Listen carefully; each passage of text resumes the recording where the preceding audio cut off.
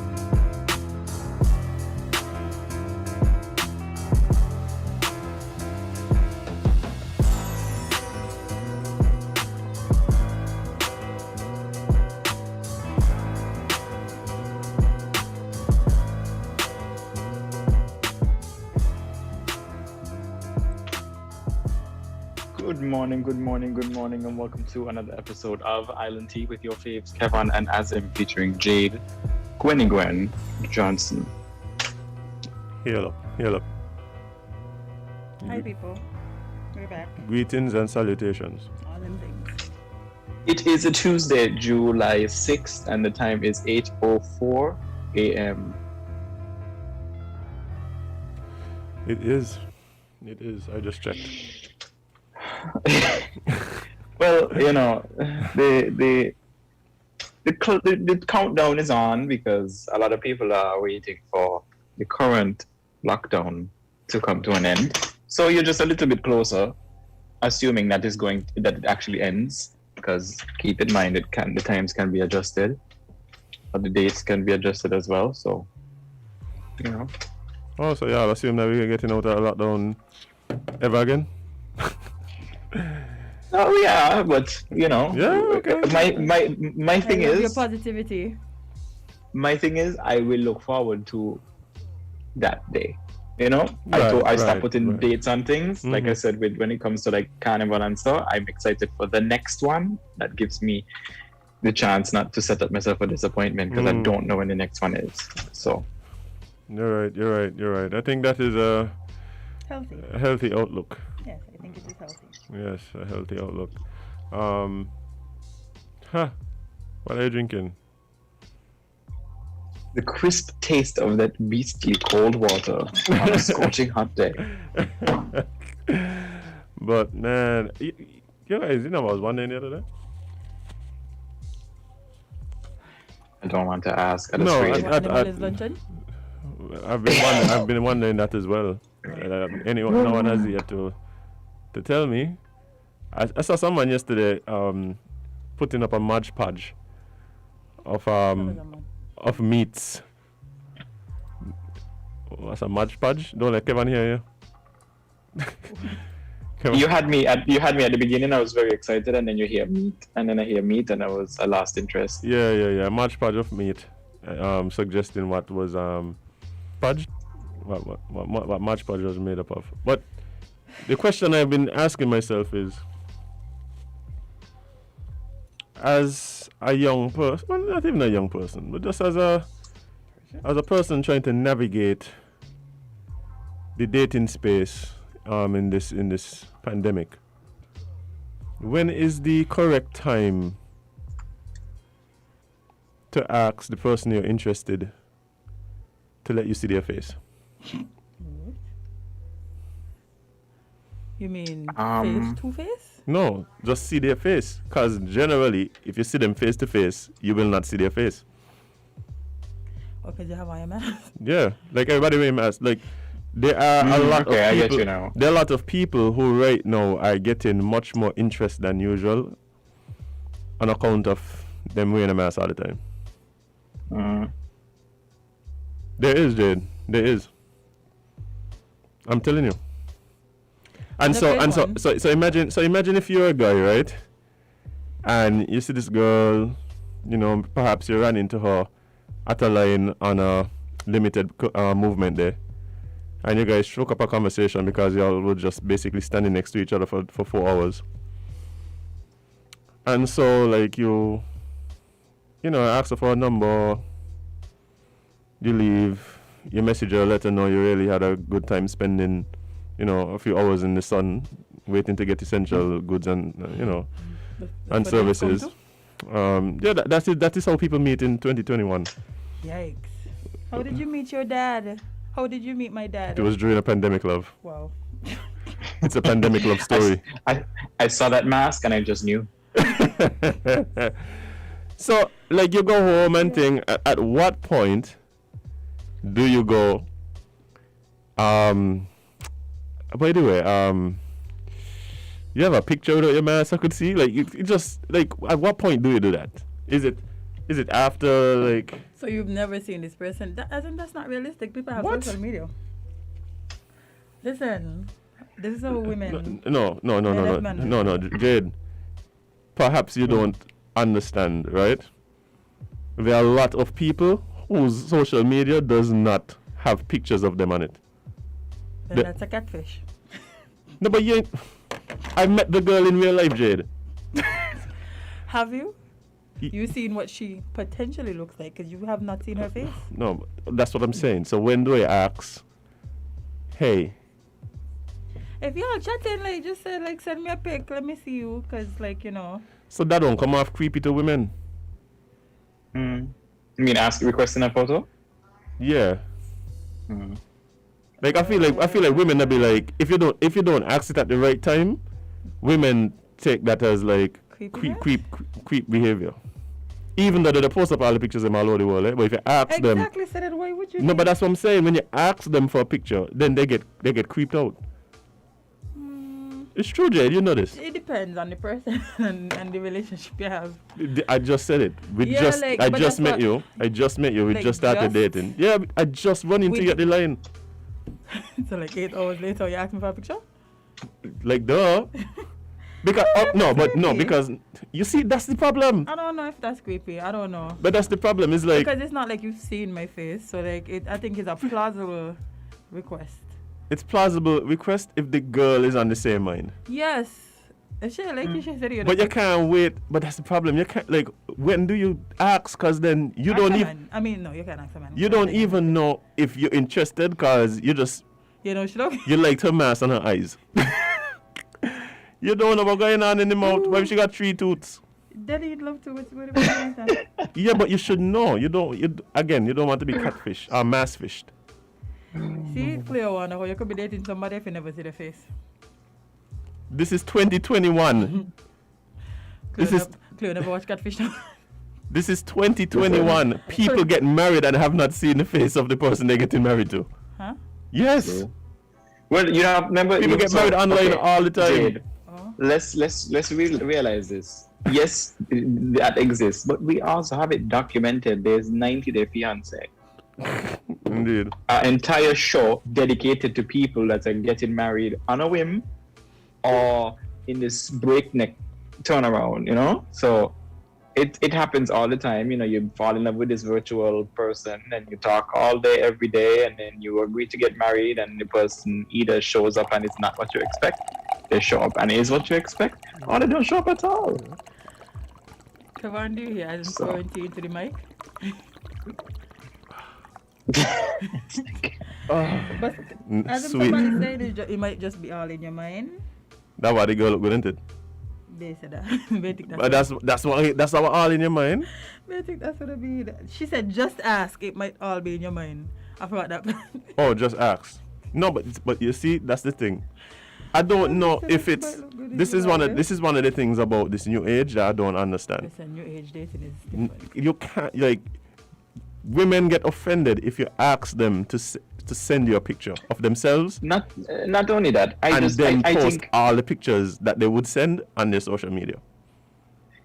I think it would even be unfair. I think it would be unfair to say women. I think everybody gets offended at this point. Well, I only because women. I'm sure. Well, I'm just saying. Yeah. The whole social media thing is like, everybody's just so sensitive about everything, and everybody's just so. I mean, that's everybody. A lot of people are so superficial that I'm sure if a woman has to ask a man to send a photo, or you think are ugly, instant offense. But this is something that I've witnessed in this current time. We are not even men. People see someone, run into someone, you're not sure what they look like entirely, but what you see, you judge and go, oh, this person is attractive. There are many people who are getting compliments that they never got before. Well, on account of them when half their face is covered. Well, right? If it's so that's what I'm saying. At some point you're gonna want to see the other half. Mm-hmm. What?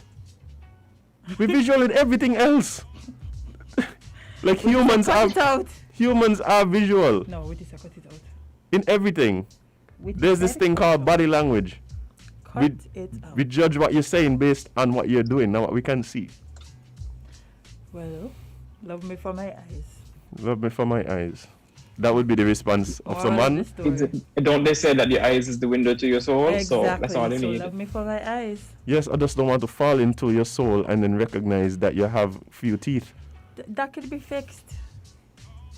But that's not my responsibility, Jade. May they fix it? But it is not their responsibility for you to love to not like what you see. Yeah, you lost me there too. What do you mean? It's not their responsibility that you don't like what you see. You fell in love with them and you signed up. Nobody tell you investigate. Just on the Facebook anyway, video. This is exactly why I always remember what my grandmother told me. Fishing mask could be shark. Okay? Fishing mask could be shark. Y'all need to remember that. I feel like you just make up that one, but okay. I blame that poor grandmother who ain't had nothing to do with this. Y'all can tell me what life lessons I've learned from my precious grandmother? Okay. Somebody said FaceTime or well, she at home. That might be an easier way to ask. Let's talk on a call. We got these avenues. Jade. I tell you what the person said. I know. My pushback to that is nobody FaceTime me. Please. I don't let people call me on video call. Take away again. If you book up with somebody and you fall in love with their eyes and now you want to talk to them and you don't want to use FaceTime, that's your fault. The only question I had was when is the right time to ask to see this person's face? Because that's a real thing. You're acting like in a real thing. The right time is to video call them. That's what you're going with? No. Yes. The 8 hours after, ask them to jump on a video call with you so you could speak in person. Oh my God. So you can speak to them in person. What a way we've Oh changed. boy. Life as we know it has changed big time. Pandemic love by. Pandemic. That's a hit song for somebody in a boy By. one. No, that there's some. Well, That sound like a boy one song. I wait up your avenue by. By yeah, you might be onto something. Yeah, Let me man. message him now. But wait, one Pandemic. back. Azem was just trying to figure out when is the proper time to ask to see somebody that you fell in love with. No. behind your mask. You have not fallen in love. Oh. No, come on. If you this is something that happens. Like Somebody calling to tell you. Okay, somebody have the actual time. Good morning, caller. You're live on Island T. What's up? Let's try this one. Good morning, caller. You're live on Island T. What's up? Yes, good morning. It's a mask. It's only a mask. It's easily pulled down. What you need to worry about is the woman y'all watch with all the powder makeup on their face that ain't even the right shade of their complexion, the fake breast, the fake butt. And don't talk about the long Brazilian hair that down below that all the way down by the I love it. Those are what you need to worry about, because when you go home and that makeup scrape off, Telling you're you. a total different person. Telling you. Hello. I got him. He said. Goodbye. Have a blessed day. Bye bye. Cleo, that was a little mean. What was mean about it? Jeez. It was a warning. Somebody asked if I would FaceTime somebody you just met 8 hours ago. No, it was for Azem. It wasn't for me. That's this. All I'm telling you. Azem is you have usually No. What I'm saying is we are all on the same page. What we're recognizing is because of the current situation, right? Because of the current situation, it's difficult to navigate this particular part of dating, which is just seeing who you're talking to. Pandemic love by. Pandemic love. You ain't going to waste time with somebody you met 8 hours ago. It's not gonna happen. You see what I call? Like it's not gonna happen. Like, and that's my thing. When is the correct time to ask? Cause you're gonna have to ask. You're gonna have to ask. A lot of people. Or maybe wait till her. Maybe wait till she gives a hint of. Let her lead in this one. How about? Let me propose something. How about? How you gonna from the beginning? This is not your fight. You like dogs. Yeah, it's true. Which is why I've absolved myself of all of these problems. I just want some pets. All I have to do is wake up and feed them and bathe them and then play with them out in the yard, and my life is complete. And your pet will love you no matter what you look like. No matter what. But I think what would be a good alternative, I guess, is in the beginning you say something. I can't wait to see to see you without a mask. Oh my gosh, that is horrible. That is horrible. Why is that horrible? Viti, I'll just say I can't wait to see you. Not don't anything. Someone can send. Yes, I can send a pic unsolicited. I can do that, right? But the question is, if the pic doesn't come and you want to know what this person looks like, when is the right time to ask? And even if there is none, it can be catfish. Let's take this call. But if it can be catfish, like they could send one of them. Yes, but it's something to work from. It's something to work from. Good morning, caller. You're live on Island T. What's up? Good morning, lady. Good morning, gentlemen. Morning. Good morning. When you guys think about United Kingdom going forward, everyone will have to manage the COVID on their own. No more rules, regulation. If you want to wear a mask, you wait. If you don't want to wait, you don't wait. And no more lockdowns and all of that. You go in whatever school you want to do, whatever you want to do, but manage COVID on your own, because we have to learn to live with it. So we'll get to that shortly. We're currently we're going to talk dating. about that. Do you have any advice Yeah, for the people next trying to segment. date in a pandemic? I'll listen out here. Okay, thanks. Well, man, walk out. I don't find my love. I ain't taking an eye. Really? It was not in the pandemic. But navigating pandemic love is something I'm telling you. Like, Somebody said go in the inbox. Go in the inbox.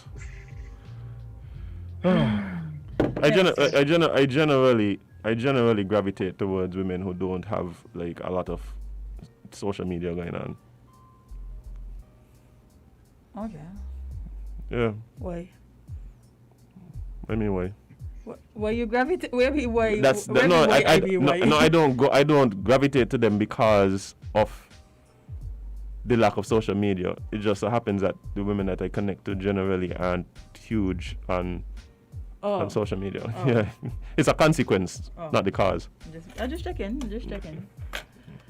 Y'all don't get tired of talking about this the virus that outside that we know about, like every day. No, because the situation constantly changes. I know.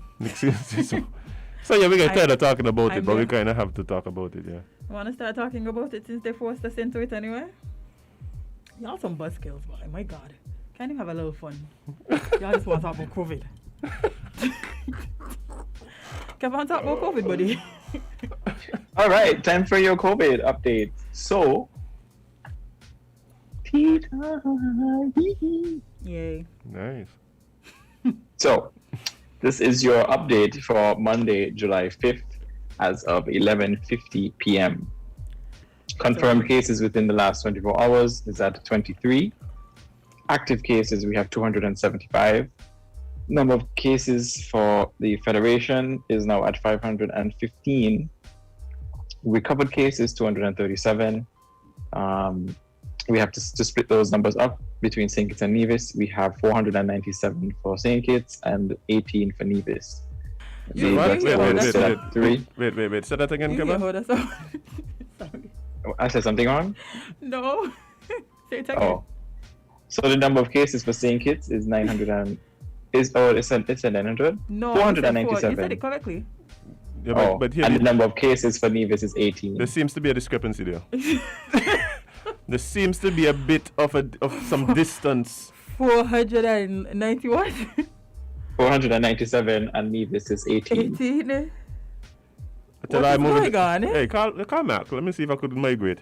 Yeah, because I feel like Nevis looking like it. I'll do a test. I'll do a negative PCR test. Listen. You better get your Swab my Nevis brain. for you to migrate, Nevis can do a citizenship by investment. You want to move over there? Come pay. Azem, you're knocking board. As I knock the wood, the bullets going and coming, but okay. Okay, well, these things happen. Yeah, but yeah, with that close to 500 cases. Overnight, eh? Yeah. Like pretty much overnight.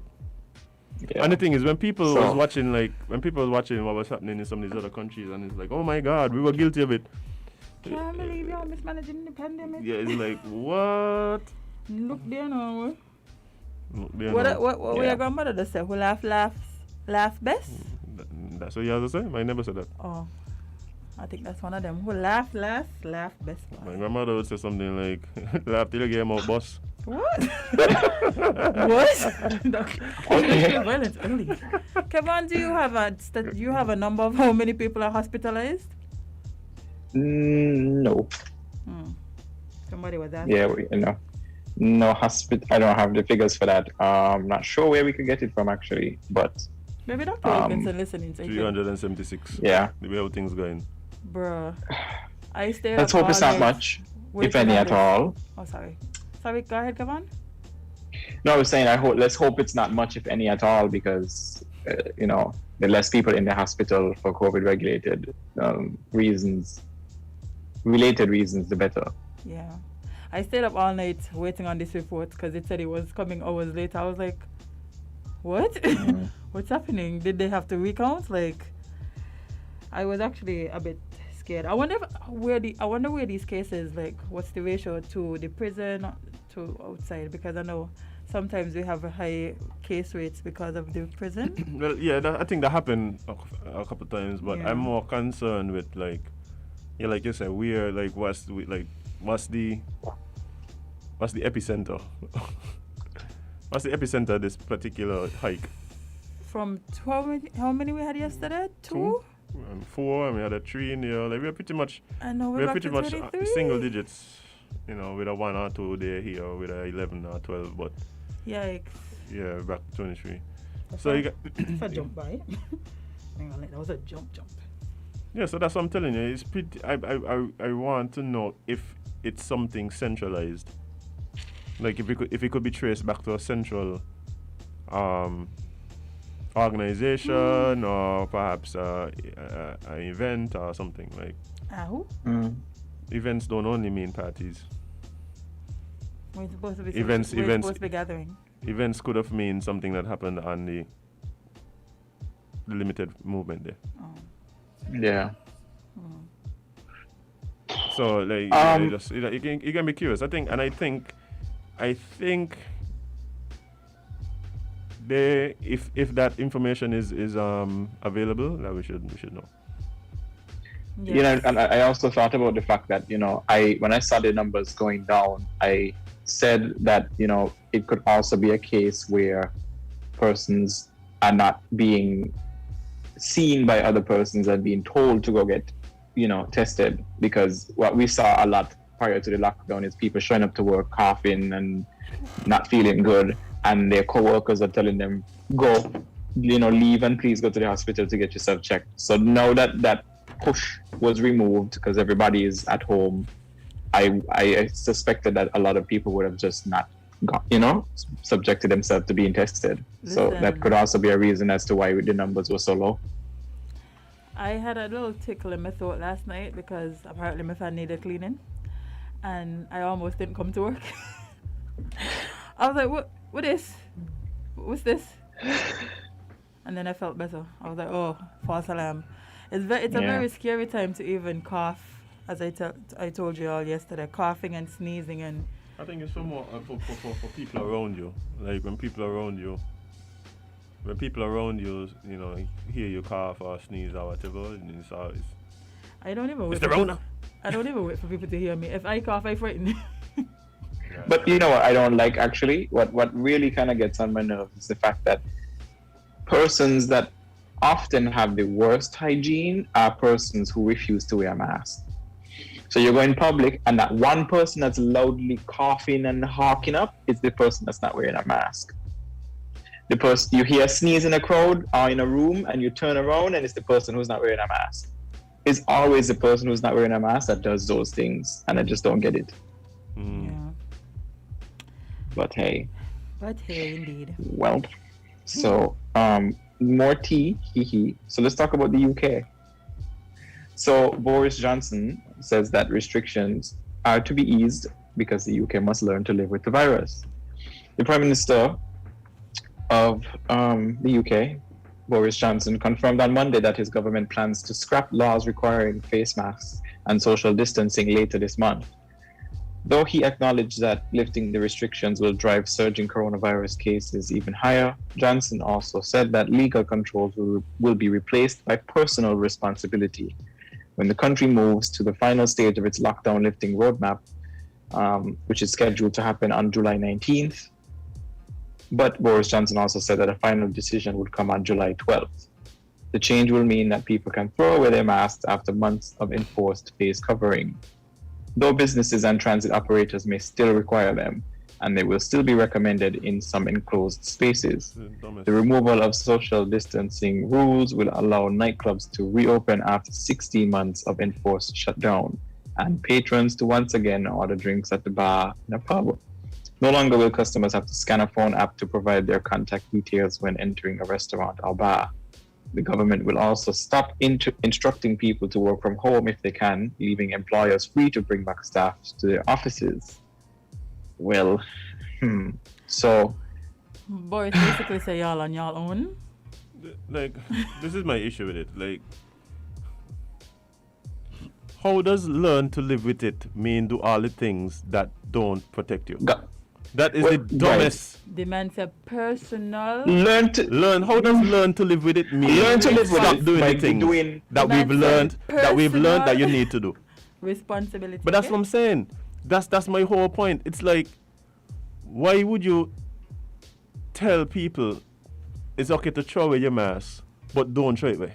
Yeah. Like, throw it away, but remember you have to keep it in case in certain instances. You know what the problem is? Everybody has a different definition of what live with it means. Right. And some people's definition does not include living. Sorry.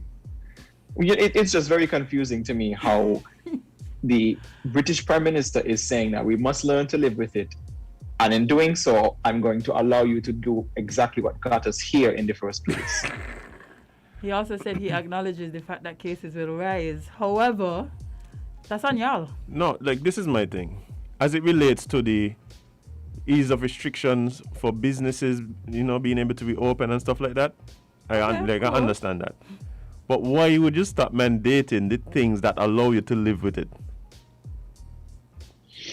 Because he's fed up of having to make it, okay? The man is fed up of having to make all these rules and sit down with all these people. But that's the thing. That is the thing.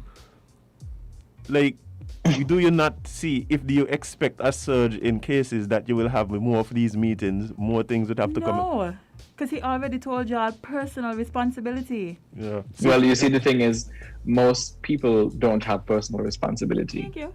That's the thing. Y'all better learn. Learn to live with it. Yeah. Learning to live with it means using the information that we've gathered over the time as it relates to the virus. If we go, the virus spreads by droplets when you cough and talk and thing and bang, bang, bang, bang, bang, bang, bang. Then how do you learn to live with it? By then removing the thing that helps to curb the spread of the droplets. Listen, I don't have a problem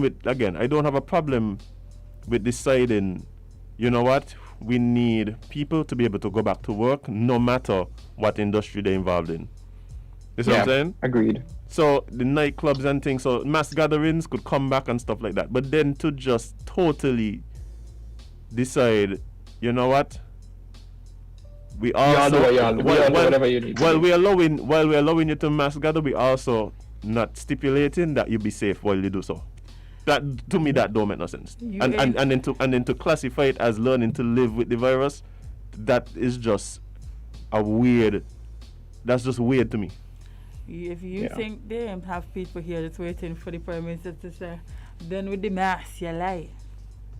But not only that, Jade, they also acknowledge that places would still mandate the mask, So if you are going to say, well... Just put it in your pocket, that's what you mean. Yeah. No, I think this is causing a lot of confusion because he's saying that messaging is transit is going to require mask, might still require mask wearing. Business places might still require mask wearing. But for you to say you don't need a mask anymore, but this person will tell you need a mask, it is just so much mixed messaging happening here. That is the problem. How do we learn to live by forgetting what we've learned? Like... No sense, just vibes. I love it. No mash, just vibes. Good morning, caller 11 Island T. What's up? Quite interesting. How could you learn to forget what you have learned? I like that one. It's a hard task. I like that one. But I tell you this, with the whole pandemic, we have become very practical in terms of practices, washing our hands, sanitizing, practice to wear the mask. These things are not easy, and sometimes when you practice things, you get good at it. Whatever you practice, you get good. To sing, to play, to be a carpenter, you get better. And so therefore, we must personally take management and manage our activities, because you could be close to somebody who have the virus and don't catch it based on how you respond in their environment. If you're wearing a mask, if you wash your hand when you finish, you might not catch it by not putting your hand to your face and so on. So you could still treat everybody as if they have the virus. But at the end of the day, it all depends on you. And you see, I think that in their mind is economics, is money that I'm thinking about. No more policing. I mean, I believe in taking the vaccine because so have I. But to me, if someone don't want to take it, then it's up to them. But they must put all the mechanism protection for themselves in place. So I, in my opinion, my foolish opinion, it appears to me that that is the direction that they are going. And trust me, all countries appear to be going to fall in line as a domino effect. Have a good day. Thank you for that. Well, you see, we don't mind people taking some personal responsibility and moving forward. We preach that here all the time. Yeah, and trying to live some sense of normalcy. But when you tell people to throw away the mask and in the same breath tell them to hold on to them because you might need them for transit and some businesses. Like, that's a serious mixed message right there. I think this is my because this is my issue. let's make it something local. So let's pretend this is St Kitts and a government official tells you you don't need a mask anymore, but then you try to jump on a bus to head to town and your bus driver says you need a mask to come on my bus. What's going to be the argument? Because the passenger is going to say, but I'm being told I don't need a mask and you telling me I need a mask. So who do I listen to? And then you know the thing that bothers me as well about this is the choices that we are making as it relates to where we put our foot down and where we relapse. Like, to me, I don't have a problem if the government mandates mask wearing. Or let me put it this way. I have less of an issue with you mandating mask wearing than mandating vaccination. True. Even though there is a precedent for mandatory vaccination. Like, there's a precedence for that. But I guess we'll get to that in a second when we talk about some of the other stuff that's going on. But it's like, how you can tell me, yeah, you don't have to wear a mask, but you gotta get vaccinated? That in itself just,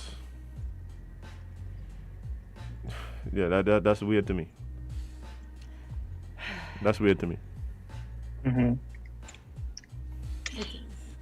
Yeah, but a lot of these things, I think, aren't decisions made based on health. I think they're made based on economics. I think they're also decisions being made based on governments not wanting to face certain legal battles. Mm-hmm. Right? We've seen it in other countries where people have made the claim that mandatory mask wearing infringes on their personal rights. Right? Mm-hmm. So I think governments and like they want to avoid those discussions. And the truth is, an easier discussion is we tell you gotta take the vaccine, so take the vaccine. How is that easier? It's because there's precedent. There's mandatory vaccines all over the world already. True. See what you mean, but I do agree. It would be easy. It would be more practical to mandate masks but you know. Let's take this last call and stop it before we move on. Caller, good morning. You're live on Island T. What's up? Oh. Okay. Well, I guess we're just moving on. Oh no, another one. Another one. Good morning, caller. You're live on Island T. What's up? Hey, good morning. You really had some wise grandmothers, you know. You know, they say, who can't hear us feel? Who can't hear us feel? The man tries to take blame for people. Mm-hmm. And election politics, you know. Oh, you know, this person responsible and that.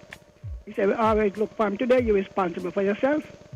He has admitted that he expects it to spike. Mm-hmm.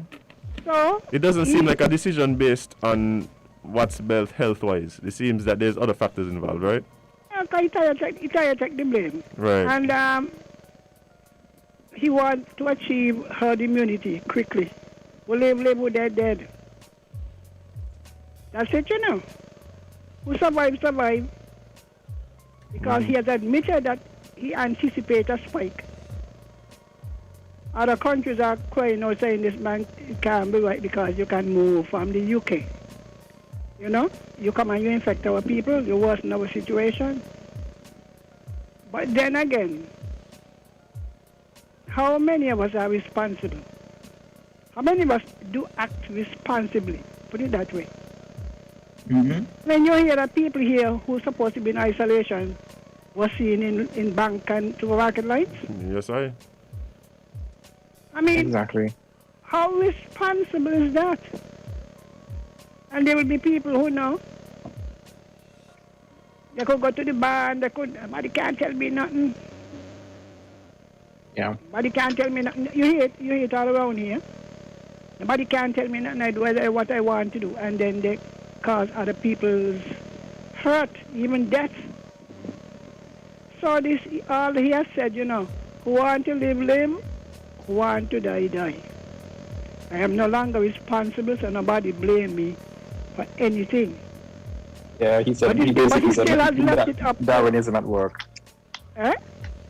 He basically said that let Darwinism do its thing. Yeah, I'm sure my good friend Greg like that. You live, live, you die, die, you get herd immunity. The weaker ones will die out. Because they'll go first. And all the children who were not vaccinated, and that is one way of cleaning out the old people. Selfishness. And so, but it is going to be, already it has been highly criticized, so you should listen to the debate. What they're going to debate is. Yeah, there've been arguments on both sides, and They're going to the House when? I don't know when they take it to Parliament. Somebody read it. But that is how it is. And so all of the money changers clinging. But some of them may not even live to cash the money that they collect, to bank it. Mm-hmm. But our people have got to do better. And you are asking, interestingly, the CMO was talking about where the spread is. It's from Bastia, go around, I was quite surprised. Yeah, Bastia looking too good at all. Bastia. But it's the central point. Most people, this is where most interaction happens, I suspect. Bastia, St. Peter, St. Mary's, St. John, Christchurch. So it is on the east, from Bastia going east. You would have thought it would have been on the west where it started. But a lot of us, we like our own way. Well, I mean, we congregate in the city centers, and just based on the fact that it seems to be the more highly populated, densely populated areas. I think. Yeah, the movement, all of the transport ending last year. Right, exactly. So. And I was surprised that it was on the east, from Bastia going east instead of going west, because a lot of us were saying, Sandy Point. But he did not mention any area in the west. So maybe instead of going east, maybe you need to go west. Go west, my son, go west. All right then. All right, thank you for your call.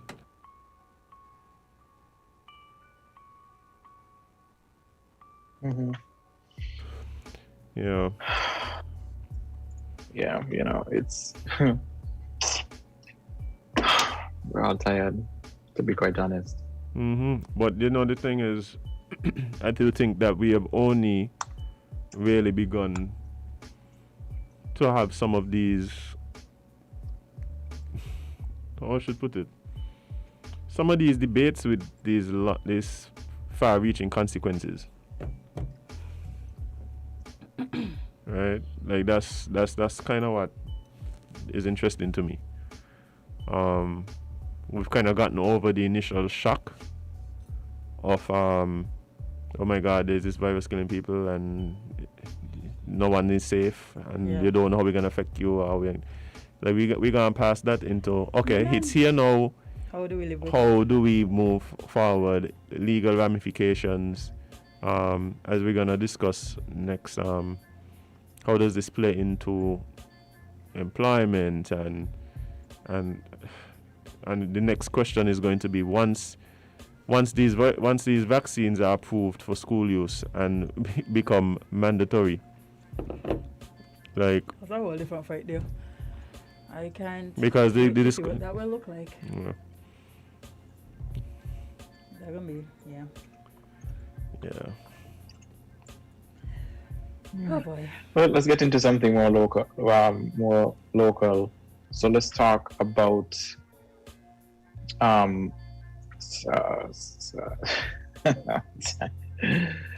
memo. You look scared by it. You look scared by it. No, we all saw this coming. So there was a memo that was released on, let me get the date, on July 2nd, 2021. And it was referring to, I'm trying to zoom. it was referring to vaccines in the workplace. So this section says that vaccinations against COVID-19 and or any other measures approved by the company to protect its business or employees in a crisis. And they've listed it out. 1, where, save on medical advice acceptable to the company, an employee has failed or refused at the date hereof or fails to refuse hereafter to be vaccinated against COVID-19, or where an employee refuses to accept and act on any other crisis measure, he or she will be subjected to the following action at the discretion of the directors. A, to take vacation leave. B, suspension. C, termination of employment with notice. And D, termination of employment without notice, where the law permits. And 2, these provisions of sections 3 and 4 shall not apply to any employee whom paragraph 1 of the section applies to with the approval of the directors. Basically, no job. Yep. Basically. That is exactly what they said. Okay, so a couple things here. This isn't like the first we've heard this here locally. Like pretty much the whole tourism industry has been saying this for some months now. I think July 1st was the date that most of the hotels had given. Right? Yeah, it was July 1st. Like you had to be vaccinated by July 1st to be able to work. Right? That's what I was told to people involved in the tourism industry. So this isn't something that is, but I think we all could agree that we're probably going to see more of this. Oh, definitely. Probably going to see more of this. Even before, like, I started seeing some memos, I spoke to someone from a company that works in HR, and they already said that they foresee the company making this a mandatory thing, that you have to be vaccinated to work there. But that's what I kept telling you all, I kept telling you all, I did not see us get into the 70% without this. That's what I kept telling you all. I kept saying, y'all underestimating how much people are hesitant about the vaccine. Who underestimating? Y'all thought, remember, I was the one who was saying 50, Y'all were the one saying, no, man, we don't get to 60, 70. Like, no. Not y'all. I didn't see that coming either, to be quite honest. I was just there like, people, there are certain things that's going to drive people to the health centers, right? One was community spread. Death, possibly. Then people start to die. And the other thing that I believe will drive people to the vaccination centers are when employers start to mandate it. Job security. So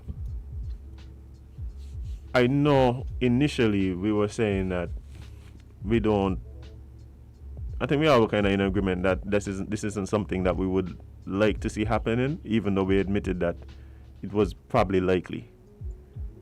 How y'all feel about it now? Mom's the word. That is... Kevon, I disappeared just now. No, man, hang on a bit. That is a ticklish situation. Because, as somebody is saying, an employer cannot enforce a job on me. But what? An employer also can mandate what happens in their business, because one decision can affect the whole company. No, look, this is okay. Without even discussing the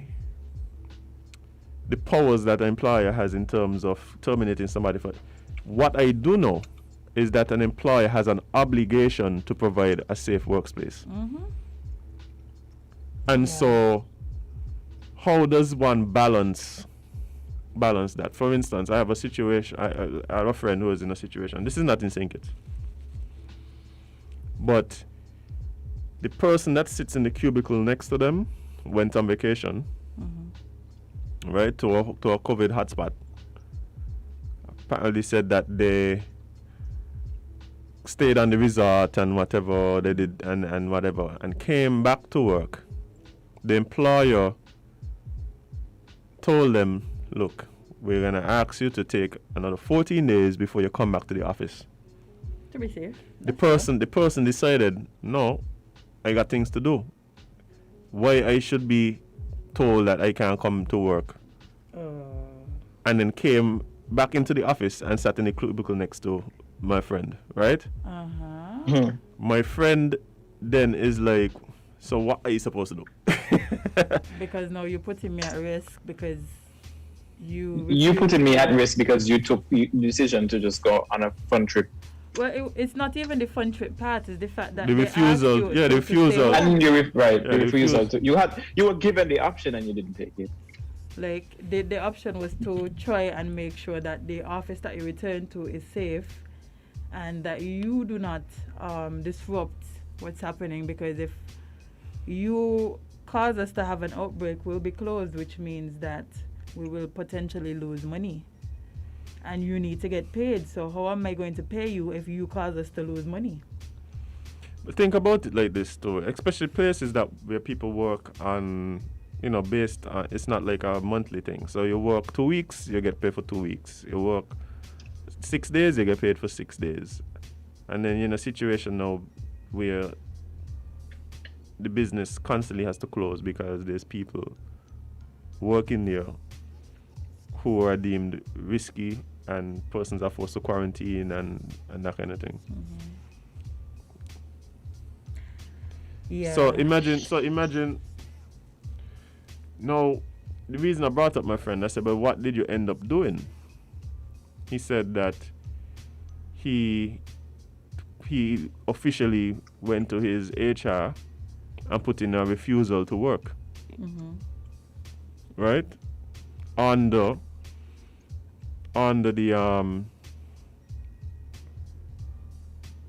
based on the fact that the employer was not able to provide a safe workspace. What ended up happening was, after he did that, several other people decided to do the same. So the business had to close down. And so the employer was then forced to make a decision to terminate the person based on the fact that, well, we can't operate anyway because you coming in here and nobody else working. So what is the point? What is the whole point? Yeah. What is the point? Like, we can't operate. We're going to fire everybody else, or we're going to fire you. Like, yikes. And they just gave him a nice severance package and told him, thank you for your service. Now, the other thing that people need to recognize too, right, is that what I suspect is going to happen, and one of the things that I want people to bear in mind is that I know the Bar Association plans to deal with these very topics. Coming up. Thursday. Yeah, on Thursday they have a. I'll read it out after. Go ahead. Sorry. Yeah, so I think that's something that anyone who's interested in this topic really needs to tune into and listen to the discussion, because it should be interesting. But how you balance that, Jade? Listen, I listening to you talk and I listening to the situation and I'm like, wow. There's a lot going on. I've said it here. I've spoken to several entrepreneurs here who, small business owners who are like, look, I can't afford to not have my staff vaccinated. It means closure. Yeah. And it means closure after forced closure, after forced closure, after forced closure. Months and months where I haven't been able to earn. And even when we were able to earn, it's been so limited. Right? People who work imagine like people who work up at the industrial site and assembly lines and things like that. You go in there and the person next to you ain't vaccinated. And they catch COVID. No, it ain't even about if they catch COVID or not. It's just, if you're a person who believes that this is a layer of protection, this is something that gives me some cause to, to feel safer in my environment, and you're just refusing to do that. Now, of course, just like as it is, and the thing about it, like I was mentioning, we already have mandatory vaccinations. You do. We already have mandatory vaccination. So there's this precedent, right? And of course, there's the exception. So I believe that the same exceptions would apply here. Health reasons, and religious reasons and stuff like that. So like there, so barring all of that. The thing though, what people may not understand, you know what I suspect is going to happen? Companies that don't want to actually mandate it could make your life as an employee like very miserable till you just decide to leave. I mean, some companies already do it without even having this. Yeah, I could just move you. Okay, you're not vaccinated, no problem. I can't for you. Go work in the hot room downstairs with no AC, with all the dust. Yikes. Yikes. But you mentioned that there is a digital it's a virtual forum coming up with the OCCBA and the OECS BA, and it's about mandatory vaccinations, legal, justified, or effective. This will be on Thursday 8th from 4 p.m. to 6 p.m. I think you guys should tune in because this is something that everybody needs to listen to. This is literally what we all talk about weekly. For full details, for the panel and for anything else, you can just head over to WINNmedia's page. It's posted there so you can see it and share it so everybody can tune in because, yeah, this is literally where we are. Yeah, and the thing is, I see Regine, morning Regine, I see Regine actually giving the same point that I have been making to people when we have this discussion. Like, yes, they have mandatory vaccines, but the difference with this vaccine is that it's in a lot of cases not fully licensed. So it has emergency approval for use. So I don't know. I think it's difficult for you to let me not say difficult. I don't think it's righteous. I don't think it's righteous for companies to decide to enforce mandatory vaccines on people when the vaccines aren't, in some cases, fully licensed. So I think even we have the AstraZeneca here. I don't believe it's actually fully licensed. I think it's still approved for emergency use. So yeah. So as much as yes, there's precedent for mandatory vaccinations. I do believe that is something to consider as well. Well, we can't give people options. Like, why we can't just allow them to do the PCR test as an option? Who can pay for them? You. Who is you? The employer or the employee? The employee, because. But that's what some places. That's what's going on in the tourism. Remember, they say you don't have to take it, but you have to take it like every 2 weeks. Yeah. I mean, even like that, if the position of the business place is to get everybody vaccinated, there's ways around making even that somewhat difficult. You could say I need it every 7 days. That's 100 US every 7 days. Yeah, that one worth to buy. Boy, I don't know how. Boy. Yikes. What to do, eh? Listen, it must be such a difficult position for business business owners to be in, because on one hand you don't want to victimize your I don't think you so. Don't think so? Okay, well, I think it's a difficult place for employees. I think employers know where their allegiances lie. You think majority of the employers agree with no job, no job? No, I think the majority of the employers are of a mindset that we have to do what we can to protect the business. Yeah. I think that's first and foremost in most employers' mind. Yeah. So I don't know. Like, I don't see. This is, and I keep telling you, I think governments will be hesitant to enforce this thing to make this thing mandatory for citizens.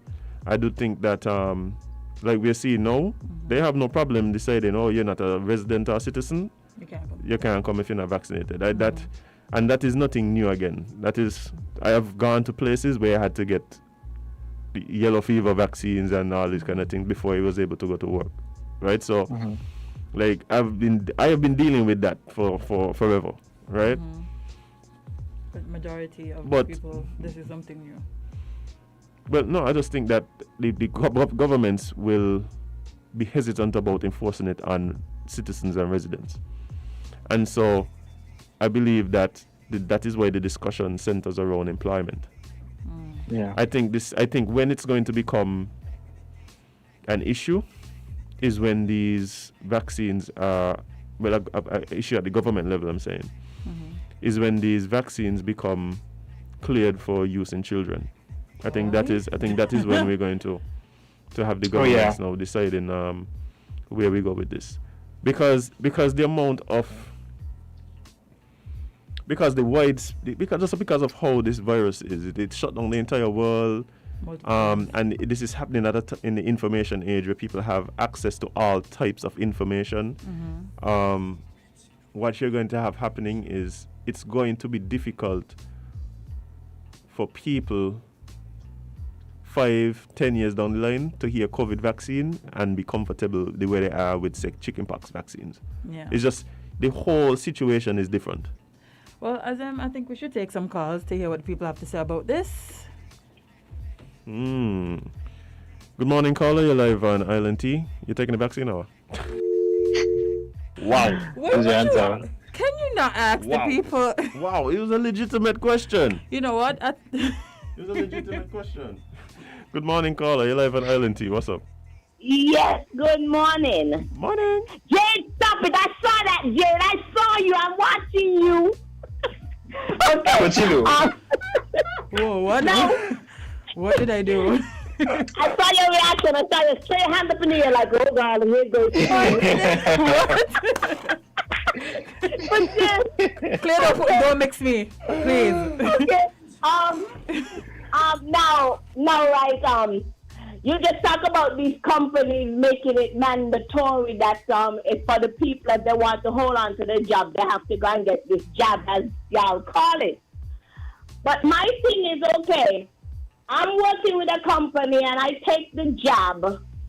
Now, to this say I have to take this job in order to get my hold on to my job, and I take the job, and 2-3 years down the line, and not even that far, a year down the line, I start develop health complication. Is CDC are ready for me to give them a lawsuit and say, well, you forced me to get this job. I had to take this job in order to hold on to my job. So you're responsible for me now, health-wise, because of this shot that you forced me to take. It's affecting me, my health.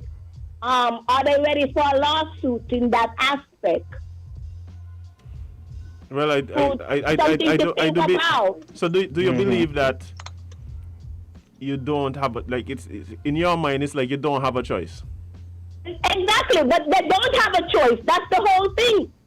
It's literally they left the people without a choice because they're saying in order to hold on to your job, you have to. Yeah, but you see, you put a condition. You say once you want to.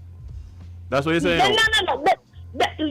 Once you want to, come on now. If you have 25 companies in St Kitts and all 25 saying the same thing, what choice do you have? Except you gotta live, right? You have bills to pay, you have children to take care of, you need to eat. They don't leave you with much of a choice.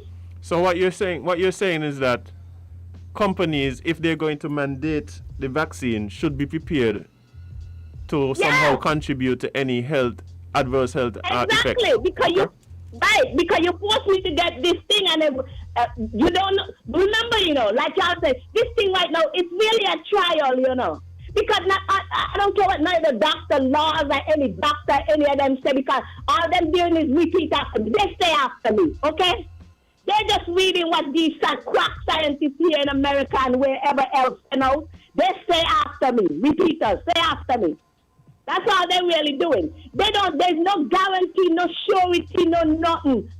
None of them could guarantee you that this is not going to affect you, the effect of it in the long run. No, nothing. It's a trial. We are guinea pigs.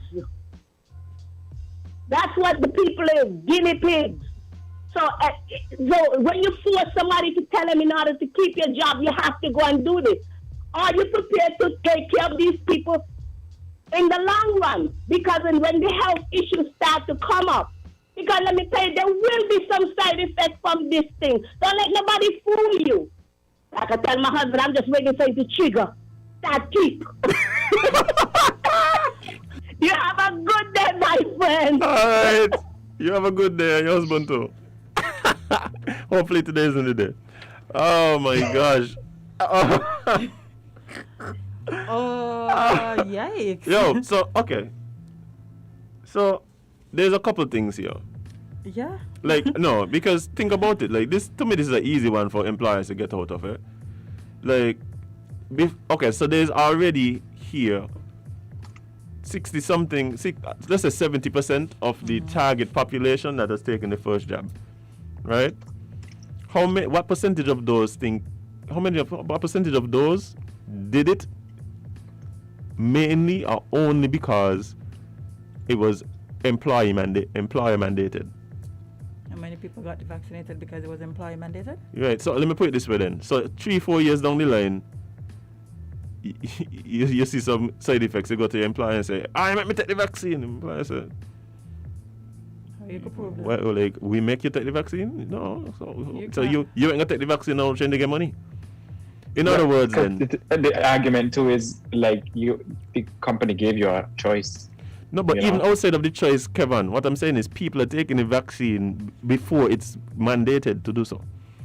Right. So it's like, how do you then come to me 3 years on the line and said, I only took it because you told me to take it?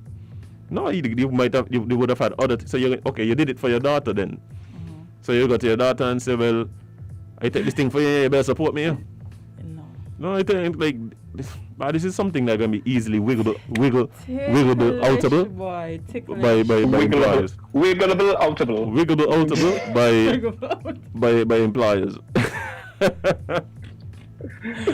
Unless you're saying something and say, okay, the only reason I'm taking this is because you told me I have to. Yeah. And no employer putting that in front of you. Nope. The employer can say, if you didn't take it, just go home. Yep. You're not signing anything, so you can't prove it. Even let's say, God forbid, that is true, you can't prove it. So how are you going to try to sue your employer? You can't. Yeah. And not only that, if I'm sick, okay, not only that, right? Look at it. This virus is affecting people so differently, right? Mm-hmm. Everything from you can't even tell you have it to, unfortunately, people are losing their lives. Yep. So who knows what the if there's any side effect of the vaccine, what it would be. And I don't believe that it would then be one particular side effect. Even people have side effects from taking the vaccine initially. They have different ones. There's all sorts of different responses, right? Mm-hmm. So how you then go 10 years down the line and say, my left knee to hurt me is the vaccine. Let me see. How you can prove that? But no, I see when you drop off the truck last carnival. Exactly. I see when you climb up on the container and you slip. Like, yeah. But anyway, many one like I ain't even looking at down the road and thing. I'm looking at now. Like, I believe that we are going to see more companies doing similar. My issue is, I think it's like I said, it's not a righteous act to mandate a vaccine that has emergency approval in some cases. That's my issue. Mm-hmm. That is my issue. It's a good issue to have. Yeah. Who? Azari. What happening? What going on? I'm missing something? Yes, Azari. You are. Who is Azari? What's happening here? Where that is? Azem. I'm missing something. They're trying to say I'm they missing it agree too. with you, but they said Azari instead. Oh. Okay. I was so lost for a second. I see it now. I was like, what? That's a nice name though, Azari. Name your future. Your future, Azari. It's a good one. Okay. Cool. But we... Yeah, I have a name. Let's see if you have a meaning. Oh, well, you look at okay. the meaning. Take this call to see what this person has to say. Good morning, caller. You're live on Island T. Are you mandating the vaccine for your employees? I'm unemployed. Well, at least that's one issue you ain't got to worry about. Good morning. Now, listen, right? I've been listening to you guys for quite a while now, and I'm lucky to get in this morning after a long while. Now, the thing about the vaccine is that I do a little. Now and again, when I got time, I'll go on the internet, I'll listen to local news, international news, regional news. But PAHO and WHO is saying it is too early to mandate because there's not enough vaccine to vaccinate everybody. So why now we here rushing it? The other question, you send home your employees because they're not vaccinated, but a customer show up at the door. What are you going to tell the customer? No, so what I'm hearing from some persons as well is that they see this as a competitive advantage. So it's not so much. So it's not so much like we're trying to create a vaccinated environment, but we are able to tell our customers, you can feel safe coming here because we guarantee that our employees are vaccinated. So it's, you understand where I'm coming from. So that also is one of the dynamics that would be driving this type of conversation. Yeah, okay, I kind of pick up the vibes there. But then now, the kind of little thing with the people sticking on the collar to say, well, they're vaccinated. When I go inside now, how the employee now going to react to the customer? No, but the employee, I guess in that case, is vaccinated, meaning they have another layer of protection. So that is why I think a lot of employers would move in that direction. You understand where I'm coming from? But remember, this thing is a mind thing, you know. Because as we've been saying, how would we feel comfortable standing up next to somebody who could transmit, even though we protected? Because, you know, the protection is like they claim a bulletproof vest. Because even though you got on a bulletproof vest, depends on which part the bullet hit your gun. So, this thing is confusing and getting people scared. So, as you say, Oli, if something happened to you years down the road and it didn't come to mandatory, where a contract was signed to say, well, this is what you have to do, and I say, okay, let me sign it and I agree to this. So I could bring back the letter, or my family member could bring back the letter and say, yeah, my dad signed this with you, you know, and this is what happened to him because now that's so you compensate him or us. Okay. I don't know. When you go to the health, when anybody, I don't know because I ain't gone, to the health center to take the vaccine, when you fill the paper to show whether you got complications, your health status or whatever, does it say you at your own risk? I don't know. I haven't seen that, but one of the issues I have been having with the vaccination program has been the lack of literature. Hanley just said something. No, I was saying that I don't recall seeing that grammar on the documents. Okay. But it's a good point. The other thing now, for what is going on in the islands, you listening to the news, you hear like unions in other islands in the Caribbean is saying that if an employer send home an employee, they have to compensate them. And if they force them to take the vaccine and something go wrong, they also have to compensate them. But me ain't hearing that in St Kitts yet. Which other country are you referring to? I think I hear Jamaica, I think. That was about a month or two ago, I think I heard a guy from Jamaica was saying that if the employer send home the employee, they got to compensate them. And if they force them to take the vaccine and something go wrong, they got to compensate them. Because I'm saying unions in other islands is rallying for the workers. But you hear something in St Kitts, but not to that effect. As some the other countries out there basically trying to protect the rights of the workers pertaining to the same vaccine. Yeah. As like the lady said, this thing is a trial, and since it's a trial, why force it on people? Because, like you mentioned, the age of technology, there's a lot of questions raising about what's going on, and I don't know. Yeah, man. It'll be interesting to see how we play out. It'll be interesting. Well, very much, because a lot of people trying to stay as far as much as possible because you gotta die anyway. You gotta die anyway.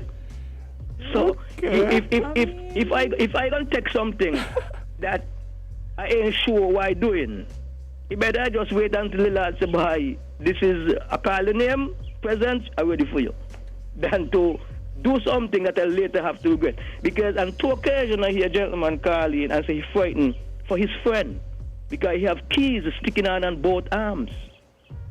I mean, seeing is believing. I don't know the person. If I know the person, I will want to see it for myself. Say he got keys sticking on both arms and only one arm he take the vaccine in. He say happening right here in St Kitts up the village. Okay. I heard him last week, Okay. Friday, and heard him yesterday afternoon with the same complaint. Say he frightened for his friend. Okay, And his friend is frightened too. I also said that I can now read minds. Yeah, I mean, on top of that, we've also seen persons that would be spreading the whole key thing. I mean, anything sticks to your skin if your skin is moist enough. So, you know, whether you take a vaccine, you know, you can ask a person to put powder on their arm and try to keep sticking again, and it probably won't. You know, so. But I don't know the person personally. It's Friday. I heard him calling, and I heard him yesterday again. Yeah, so I don't know. I don't know the individual personally who have the key sticking to his skin. Okay, Yeah, caller, but okay. thank you so much. We have All other calls right. Thanks for waiting. having me. Yeah, man. Yeah. You know the other thing that's interesting to me about this whole thing? That you haven't had a key stick to? Well, but but in regards to that, I'm sorry, but Magneto is one of the most powerful X-Men. I wouldn't really have an issue to Agreed. I yeah. missed mine. But what I'm saying is, in terms of employers and requiring certain vaccines, we have that here already in St Kitts as well. I think if you work for the solid waste, you have to get certain vaccines to be able to. You do. Yeah, I don't know if it's just that it's different if you. Like if you're already an employee and they come to you and say this, but it would be the same mentality. Protect you and your other co-workers. Mm-hmm. But again, I do believe that there's a difference because of the nature of the vaccine as it stands now. Somebody just made me realize something, that we were saying that the government isn't really mandating, but when it comes to the tourism industry, they did say that for you to work there, you have to be vaccinated. So isn't that type kind of like? Yeah, that's true. That yeah. Yeah. Yeah. It is, yeah. The question is, who would be mandating that? Would it be the Ministry of Tourism or the Tourism Authority? That's a good question. That's a good question. Very good question. I mean, the minister was saying it up and down the place. He said it right here on the show. But yeah, it's going to be an interesting discussion as we move forward. Somebody said if you could imagine a magnetized person working in the bank. All the paper clips are just sticking to you when you pass. Imagine your paper clips gone. You bring all your coins and they're gone. What happened? Jade just passed What's the again. keys? Because tellers need keys. I don't Oh, somebody is saying ministry deals with legislation. Okay. So we have a call on the line, guys. Caller, good morning, live on LNT. Hello, good morning. Morning. Yeah, I wonder if I heard right. Someone was saying that somebody put a key under the arm after having taken the vaccine and the stuff. I think That is what they say. What kind of keys are you for? The keys that you open lock with? like house keys, like a house key. Well, okay. I'm going to just say something. I think I know a bit about metals. Listen, I'm going to try to do it as quickly as I could.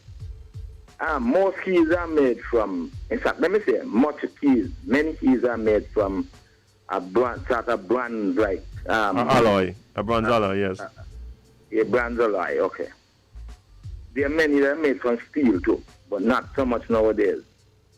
And then it's from that, they can't go to a magnet. And how a magnet could come in your body? Flesh. Magnet can't stick to flesh. Listen. Oh, boy. Metals are classified as ferrous and non-ferrous. When it's ferrous, it has magnet in it. If you put a magnet in the dot, you see the dot hole, and that's because dot got in iron. Mm-hmm. So, how that going to happen? What are these people trying to tell me?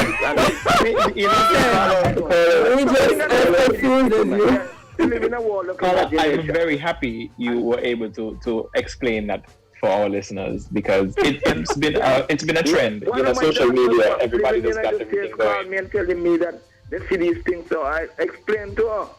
I say, you're about no better because I always rapping with y'all. But lastly, you made some reference to Britain a little earlier. But you got to remember, Britain is a leader in science and technology, you know, whether we like it or not. All sorts of sciences and technology, and then just now, because these are old countries, education system at a height that we don't have. So we got to try to follow some of them, because they're the ones who leading in the world, Britain and America and some others. So we got to learn from them. They would have fought wars, so they have all sort of contingency plans drawn up over many years and so forth, and they try them and test them and all of that. So we can't do that. We do not have the capacity, and we ain't going to reach them now if we even try to reach. So we got to lean on them. So we must give them a little credit and follow what they're doing and see what we could do. And also, European countries, but Britain in particular, the society is so different from us here in the region. America is different. Some of you live in America already, you know we go. So we got to lean on them. We don't have the capacity. Anyway, have a good day. Next time I'll talk a little more. Have a good day. Thank you, Carla. Thank you. The man said, tell me. So just in case y'all thought it was them to spell you.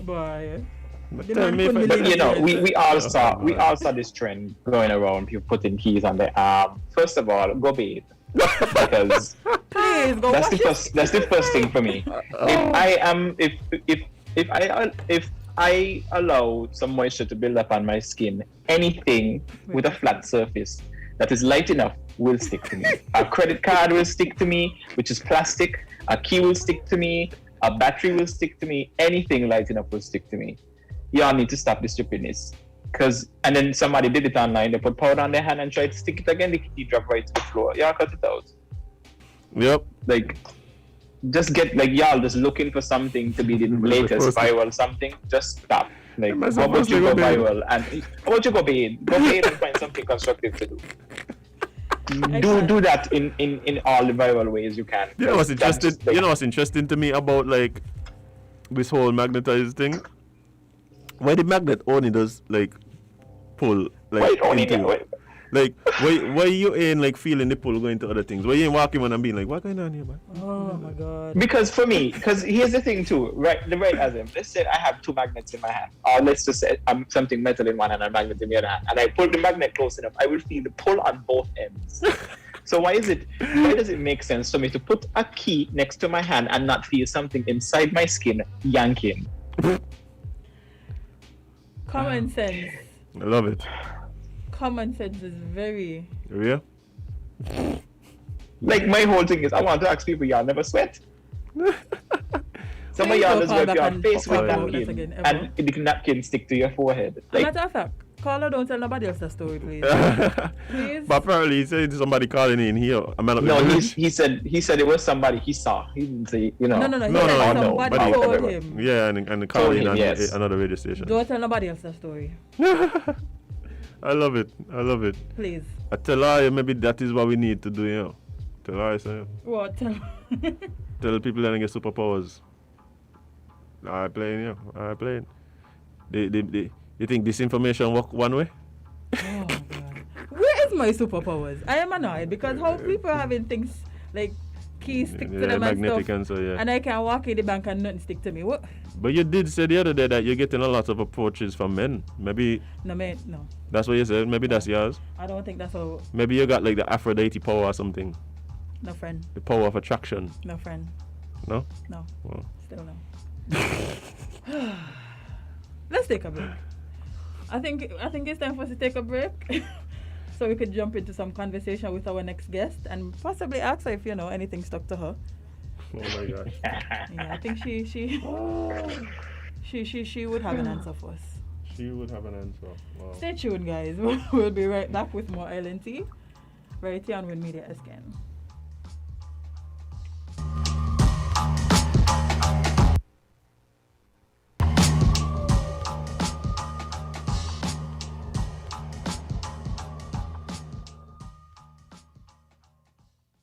I have a surprise for mosquito, roach and flies. Pop makes all of them die. Don't bother with the long chat, Pop tell you why. Pop makes all of them die.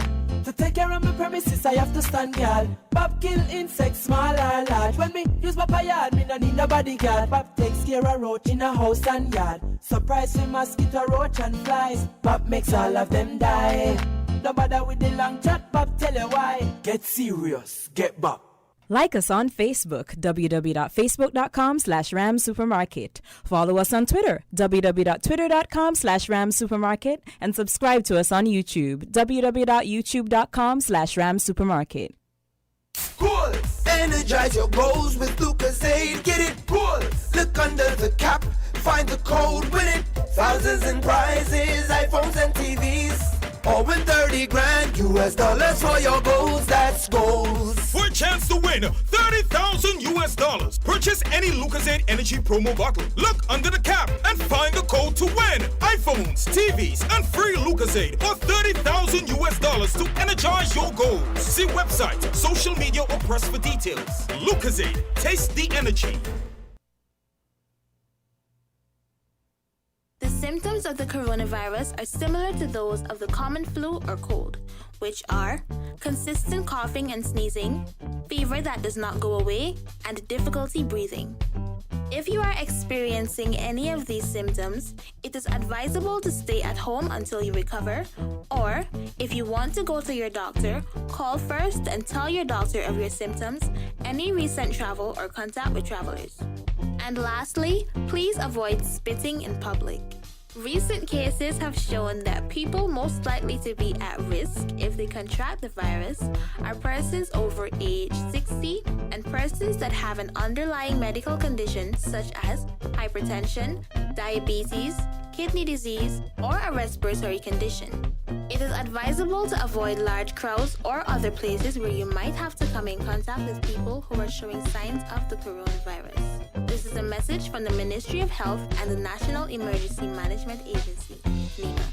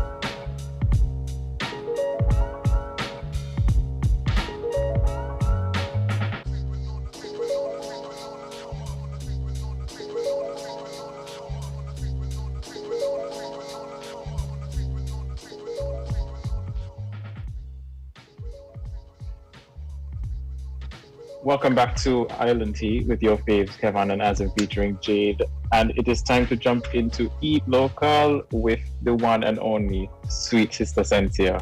Welcome and good morning. Good morning. How are you, love? How are you? Well. Doing good? We're in the presence of royalty, guys. You better believe You, it. you don't even start. We definitely are. How you guys doing? We're doing good, considering everything. Under the circumstances, right? Yeah, man. I'm giving thanks. What about you, Jade?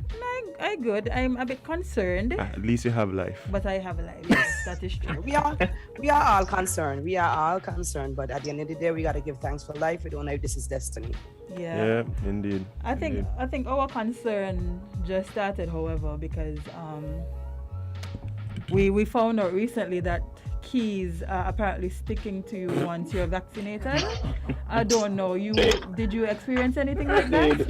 I know you've been an advocate on why we should get vaccinated, but have you passed any keys and realized like they floated towards you? Anything at all? No. Oh, okay. I just Jade, making sure. Why would you subject royalty to answer? I need a second opinion, okay? I'm concerned for the nation. No, to be honest with you, you're confusing me because you look like you're going crazy. me, a man just call us and tell us somebody up the village said that 2 keys sticking to them. No, they've been keys. They've been vaccinated. Like house keys. They're gonna check now. House keys? I assume so. Oh boy, but these are things that you have to deal with all the time in the media, Yes. boy. I can't even imagine the questions you probably just get sometimes. No, I don't really get them kind of questions there because I don't really take on them kind of things there. Don't mix me. So it's us? Yeah, I don't try to mix in them kind of things there I'm because telling you. when you start to get involved in them kind of things, it starts to get out of hand and sometimes you can't even control it. So before I reach to that stage, I just stop it. Yeah. Sound advice. Well, Sound advice. But Sensie, Something like they say prevention is better than cure. Indeed. Oh, definitely. Sensie, I just really want to thank you for taking the time and joining us. Yep. I know you got so much going on. I was to do it quite a while now, but work and Yeah. But So I'm home, so yeah, we can do it with Zoom. all right, man. I appreciate it big time. I don't know if there's anybody under the sound of our voice or looking at us online who does not know who you are, but quickly tell the people who you are and what is it that you're into. Well, I'm Sweet Sister Sensia. I'm into a lot of things actually, but first and foremost, right now I'm into motherhood. But I'm a DJ. I'm a radio announcer. I'm a mom. I'm a office manager. I'm a what am I not? I'm quite a few things, know. Yes, indeed. I do quite. I'm a coat of many colors, to be honest with you guys. But my most popular one is, media, radio, doing my blogs on TikTok right now. Just a lot of different things. But I'm Sister Sensia. When I hit the clubs, I'm a totally different person. Got you. Yeah, we can attest to that because we've seen it. I mean, the truth is, even outside of, St Kitts and stuff, like your name ring out. I remember one time I went to, it was Antigua, and I was doing a show, and talking to one of the guys there who was working, and he goes like, "Oh, you're from? It's only from St Kitts." And I said, "Yeah." He's like, "This girl, Tripless?" I was like, "Yeah, I know." The man went off and the man moved as if he talking to somebody who met Michael Jackson or something. I was just like, what? Yeah, man. Social name. Yeah, because they love me over there. I ain't gonna lie. Antigua, I mean, I've been there quite a few times. I've been at quite a few places. I played in Montserrat. I played in Antigua. I played in St. Croix. I played in Tortola. I played in St. Lucia. Quite a few places in New York, Bronx, Brooklyn, boat rides, Orange County. I've been quite a few places making my name and, just basically getting out there and doing my stuff. But it seemed to me now on lockdown, my name getting out there more because, I started to put up a few of my clips on TikTok and a few of me and, different clips of me on TikTok. And now I'm locked down, I'm getting the most calls to book me. But, everybody, I keep telling them, I wait until the 9 days quarantine go down to about 4 days. Yeah. And then I will start to make them trip because I cannot afford to be away from my daughter so long. You know, because I would go and travel for a weekend or whatever, but I cannot afford to be away from my daughter too long because it would kill me. You know? So. Yeah. And I think that is something that a lot of us who travel in the business really looking at, like how the quarantine really affecting our ability to move and thing. And I don't think a lot of people recognize that's a thing. That's the only thing about it right now, because you know, being down for 9 days is it's difficult. Yeah. And I can't. I mean, if I'm fully vaccinated and you know coming in with negative and you test me and negative, I personally think in 9 days is a little bit too long. You understand? And that's why I haven't even taken any booking. I have bookings lined up for October, like 4 to 5 bookings that I cannot say yes to because I can't deal with the 9 days because it's too long for my little one. You know what I mean? And she needs a mom. Yeah, for sure. Yeah, and I mean, even on top of that, you know, I think it's just financially difficult. You know, even from not, you know, yes, we all want. It's not really gonna be worth it. Yeah, because think about it. You know, you fly out, you fly back. You have 4 bookings in October. And each book, if you return from each booking, each time you have to do 9 days. Every time you come back, that is a lot. That you spending more time in quarantine than doing the booking. More time in quarantine than the booking. You're going from quarantine back to the plane. That's what's gonna happen. Right. And then the thing is, too, the quarantines ain't free. So you know, whatever you make, you basically got to spend it in quarantine. Exactly. Yeah, but because I don't mind it 2, 3, 4 days, but the 9. Yeah, but it tends. Yes, it tends. It sounds like this whole pandemic has been both a blessing and a curse, because on the one end you're getting out there even more now, but what you really want to do you can't do because there's certain restrictions hindering you from that. The other day because I started TikTok I think just late last year, and now I have 17,000 fans following me. Right? Okay. And just the other day I was on I put something on my Facebook and a woman messaged me and she said, you need to come Jamaica. Jamaica's over here, love you. So I said, what are you talking about? Like, my mind ain't even this. You're talking about and you want call me video call in a business place wherever they're working, and people they're saying that's the Sensia that, like, it just kind of like, it made me feel so good to see that people out there accepting me now and seeing me and wanting, you know what I mean? Like they're just amazed because how I do my little radio clips, like I talk and I drop a song, so they enjoy that. You check. So I want to get out there, but the days got good up. Yeah. We totally agree. Hopefully that's the case, because the same to me, I was supposed to be on a show Sunday. Sunday was the 4th, right? Yeah. And so it just didn't make sense. I'd have been out like 3 weeks just to do one day. Like it wouldn't make sense. Makes sense. But yeah, I was saying, you have really cemented your name even before this TikTok thing, and so like way before you have been like a stalwart in this music thing for so long. Like, how did you get involved in music and particularly in DJing? Actually, I think it has been in my genes from since I was a little girl. My dad was a musician, Mick Stokes, and he's a Calypsonian, and I've always been around music. From since I know myself growing up, my dad used to be outside playing his guitar, and I used to be anxious to run outside. This little girl sitting outside on the veranda with your daddy with the guitar, singing with him. One of the first song he taught me was Lollipop, and he used to play it every Sunday right there on John Street, and people would come and listen to us while we, doing our thing. And then what happened is he used to go DJ at Choice FM. And then I used to go with him sometimes because I found that I was interested in it. But before that, my brother used to have a record, like he does, the records. People DJ with CDs and stuff. He had a record. Yeah, the 45 and every time I got a chance, I go in his room and I go on his records. Till he locked the door, he locked me out, everything. And every time he go, I would break a coffee lock and come home and catch me in there. He ain't catch me taking up nothing. He just catch me and he records them, just mixing music. I could have mixed them. You understand? And then he just get fed up and just left me. And he make no sense because he ain't gonna keep changing his lock. At this point. And then, I get into what happened is one day how I got into radio is that my dad used to go by Choice FM to play, and then I used to go with him every afternoon because I used to love what he did going on the radio. So a lot of times he would be on the mic talking and people don't know I was the one in the background mixing the music. So he would go and chat and I would mix the music. So then one day he got a phone call, an emergency phone call, and he had to leave. So he told me, must just steady and mix the music. Don't say nothing, just mix the music. And I said, okay, cool. And as soon as he turned off and jumped in the car, as soon as he got, I mixed the music and I just pushed up the mic. Push up the mic, what I mean? And then I just started to talk. He was listening to me where he was. The boss was listening to me. And then everybody just fell in love with me, like from that. You know what I mean? And from that, he gave me my own show. and told me, you got to start doing your own show. And then, from there, I went to Sugar City Rock. And what radio station this was? Choice. Choice, right. Choice FM. Choice FM. Nice. This seems Valty used to work at that same radio station as well.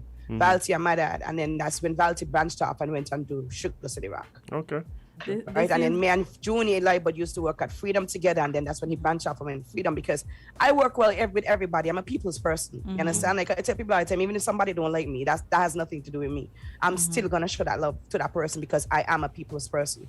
You know, I mean, I've been hated, bashed, different things, but at the end of the day, I still show love because that's all I grew up to know doing. You know what I mean? So, at the end of the day, once I believe in God and I pray to God, I don't have to worry about what people think or say. I'm still gonna be me.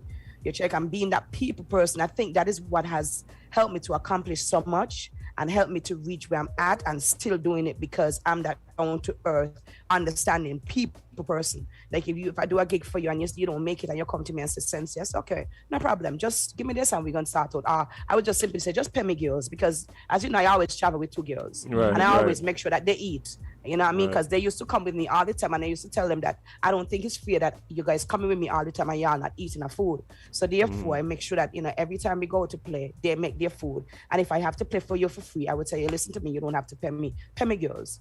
You understand? Because that's just the type of person that I am. And I think once you have a down to earth and you're not acting more than you're not more than this person, or you try to be like you try to be more than what you really is. Because I feel like that's where a lot of people just fall, the ego. Right, you understand? The ego does get to, okay, you get popular, people start to love you, then you start to get ego and you start to get to your head. Yep. And then you start to forget who helped you to get there. You understand? The fans.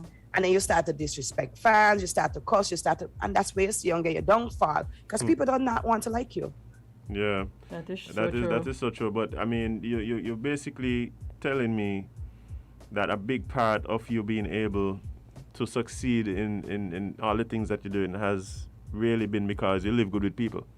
Yes. You live good with people. And I think people underestimate how important that is because there's sometimes this belief that like, but you got to be tough and you got to be a certain kind of way and you got to be a certain type of person. Of course, you got to be, you have to be tough, right? You have to, in this field, you have to be tough.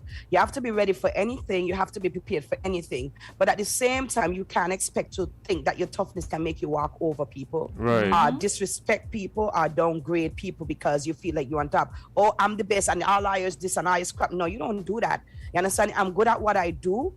I got a lot to learn because you might be a DJ coming up, Jade. You understand? A female DJ. And you might not know as much as I know, but you might know something I don't know. Right. You understand what I'm showing you? And could teach me what I don't know. And I could teach you what I know. You understand? Because no matter how good you are in life and what you do, you're never too good to learn something new from somebody who will probably even just come in the field. You understand? Some people will be like, oh, he just come in, he can't teach me nothing. That person can't. No. They can teach you something. You never know what they can teach you because maybe when you're out there playing all the time, that person behind you practicing something and learning something and could teach you something about the same program that you're using. But because your ego and your mentality is so high, you ain't want to come down to say, okay, yeah, maybe this person could teach me something, and then you start to downgrade them, and that's not good. Right. I completely agree because I remember like before even knowing who you were on a different level, like I used to be so intimidated by you, and because of all, I used to hear all these things, and I'm like, no man. And then when I actually, not necessarily bad, but like things that would be like a lot were bad.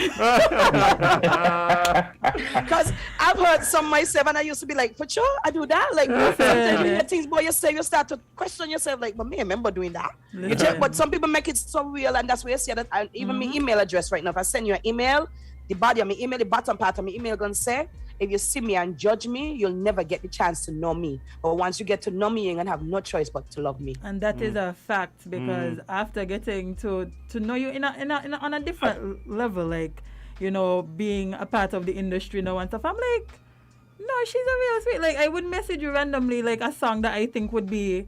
I haven't done it in a while, which I should be doing because I promised you. You used to. I know, I promised you. You're slack. I am. But like even doing those things, like I just like you are somebody that I always look up to, especially being in this business, and the fact that you've been in this business so long, like your gems, like they are irreplaceable. Yeah. But just so you know, I always admire you too, because when you do your parties and all that stuff, you used to do it with class, and I used to be amazed at how you used to do your thing. Yeah. Me? So, even the boat ride, what you did, I was mad that I, missed it, because like, I always say when Jade touches it, she touches it with class. So yeah, Okay. I used to be proud of it. Yeah. I want to go cry now. Hold on. I did. I think I never told you so before. No, I don't think so. Like, well, okay, I'm telling you now. Yeah, I was amazed. You did your stuff with class, and I think if we do open back up, you should go back into that, because you know exactly what you're doing. And a female doing it. Honestly, Jade, yeah. My day's made. No, I can tell me nothing else now. No, we can't hold it. We can't hold it. You just got endorsed by royalty. Jade. Listen, I'm going to clip this clip and share it all over the place. Oh boy! But Sensie, you spoke a little bit just now about like women, and I know sometimes women, when you think DJ, when you think some of the things you're into, even radio personality, you don't always go directly to women. But you've managed to, as a woman, really set yourself on par with anybody in the field anywhere. Like, how was that journey as a woman? Was there any challenges that came up because you were a woman and people underestimating you, anything like that? Yes. Wow. It was not easy at the start, I'm gonna be honest with you. And I gotta give thanks to DJ Yadi, he was one who actually, pushed me a lot in terms of the DJing, because he used to listen to me on the radio. And he used to show me and tell me what my faults are, where my mistakes are. And, with the soca and all that stuff, Ike, I, played a major role in terms of showing me how to mix my music properly and all that stuff. So, I gotta give thanks for them, because they really, really used to push me a lot. I remember when I came out in the field as a DJ, a certain individual, their system, their sound was, one of the tops, and they used to get hired a lot. And the promoter himself, the manager himself, used to say, if I'm on the event, his DJs are not going to be on the event. Wow. And when they ask what problem you have with Sensia, a female ain't supposed to be in the club, she's supposed to be in the radio house or in the house cleaning, basically. He was telling the promoters. And I didn't want to believe that he said that first, but then when I heard it from 2, 3, 4 different promoters, that's when I'll be like, what does this problem be with me? You know what I mean? So then I used to tell them, you're annoying me. No problem. I'll do your next event, when they're not there. But I just, since you don't feel comfortable doing it with me, then go ahead and use them. You know what I mean? So at first they were using them, but then everybody started to want Sensia. So then that's when they stopped getting the gigs them now, because you don't want to play on the gig with Sensia, but people want Sensia. Right. You understand? But when they talk, I just used to be, okay, cool, that's no problem. Me and bash, me and cuss, me went on. But I would always remember it, because they had a problem basically with me. But then I realized also they had a problem with Sugar Bowl as well. But one of the but the main problem with me was because I'm a woman. Men supposed to be in a field dominated by men. But I keep telling people all the time, women can do most of what men do. I say most because I don't believe in the bedroom part of it. Most of what men do, and even better sometimes. You understand? And they underestimate us because of how they grow up with their mentality. So I just used to be laid back and cool and, wait my turn. I've waited my turn and I got my turn. And since I got my break, it's just been uphill all the way. You know what I mean? My first big break was when I was playing at Golden Ammon in Newtown. And they said these DJs playing, and then they say when they said Sensia, they had this guy from Antigua. He was in a wheelchair. I can remember him good. I can't remember his name, but I remember him good in wheelchair. And I passed through with my bag, and he was by the gate because I guess he was sharing with the guys at Ammon, and he was doing events all over. He does in Antigua and St Kitts, and then when he passed through, they tell him Sensia, he like a girl, what she can do, baba. So I went in and I cool and. And when I went on and I started to play, the man left the gate, like literally left him money by the gate for somebody else to watch, to come in his wheelchair and sit down and watch me hand fall like this. Like, you can't believe that this girl, because, I come in so innocent and cool. Hey, what's up? How you guys doing? And then, when I take the microphone, I'm a totally different beast. I don't even say person, I just say beast. You understand? And from since that, he booked me for Antigua 4 times that year alone. That's why I started it out. Actually, first travel was Antigua. Okay. And I 4 years that year, and like ever since then, every year after, I used to go for Poison Dart, birthday event. Every year for 5 years, I went to Poison that birthday event. Wow. And then other people started to book me. They had a different clash, this, that, and I went there one year. I was playing on a big basketball court. It was like a lot of people. I end up wonder because, you know, shots started fire, but a lot of people. But that night, I think I had left my trademark in Antigua by that same basketball court because that was like a totally different sense. Even my girls and Keita, the thick one, what does be with me? She cry. She cry water out she eye. When I done perform, she cry like, when I say cry like a child, she's so proud. Yeah, ball. Like, you know, she was so proud of me. Like, you know, and that the first time she ever did that was when I was in St. Martin when I played. You know, they had a female, not really a female clash, like a female shutdown in St. Martin. Right. They had females. Many of you remember that one year? They were posting it up. They had females from Jamaica, females from Anguilla, St. Martin, Antigua, Dominica. One of them sees Grenada, the talk a kind of patois. What is Guyana? Is Guyana the talk a different language? I got one of them the talk a different language. Dominica the talk a different language. Dominica and St. Lucia. Dominica and St. Lucia. It gotta be Dominica then because she speaks Creole. French. Yeah, Creole. Creole, yeah. Okay, well it's Dominica. I was impressed with. She was a Rasta lady from wherever she was from, and the reason why I was impressed with her is because she pulled good music, but it's just that I couldn't understand her because she talked a different language. But she pulled some music. But what happened is, I just tell people all the time, in order for you to win, you gotta know your crowd. If you don't know your crowd and you just jump on and you start to play, you're gonna have a problem. DJs gotta play for 1 o'clock and they're walking in the dance 5 to 1. You can't really do that because you don't know what the DJ before you played. You don't know what the people are moving to, and that you could set you off. Right. I like to know. That's why it's something I hate to take 2 gigs in one night because it'd be difficult for me, right? But I love it because at the end of the day, it pays the bills. Right. But when I gotta play at 1 o'clock, I wanna be there like 11 because I wanna hear what's going on. I wanna watch the crowd. I wanna see what they're reacting to. Right. When I went for that event in St. Martin, I left my trademark there as well because while I was there, everybody was using laptop at that time. I was into my CDs. I wasn't into the laptop thing yet. I was in the training mode of laptop because, you know, I started with records, then I went to CDs. So I was with my CD. The only female with a CD bag. You understand? I didn't feel kind of shame at that time, but I say, you know what? At the end of the day, I do what I gotta do. So then what happened is, well, everybody behind you sitting down and, you know, watching the crowd and whatever. I tell them I'm going out front. They said, no, because we ain't want nothing happen to you. You gotta stay. I said, not me. Me come sit down behind and watch nothing. I said I had me 2 girls with me because I usually travel with 1 or 2. Right. And we went out front. I started walking the crowd by drink. And then what I realized is that a lot of older folks was in the crowd.